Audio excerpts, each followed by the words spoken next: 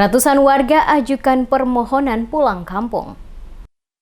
Ratusan warga masyarakat mendatangi posko pelayanan gugus tugas percepatan penanganan COVID-19 Provinsi Maluku untuk memasukkan surat permohonan yang akan digunakan mereka menuju kampung halaman pada kantor Gubernur Maluku. Pantauan tim DMS Media Group di halaman kantor Gubernur Maluku, tempat posko pelayanan gugus tugas percepatan penanggulangan COVID-19, yang dibuka untuk menerima warga yang akan membuat permohonan pulang kampung. Pada Rabu 6 Mei 2020 terlihat sejak pada pagi hari, pelayanan dibuka.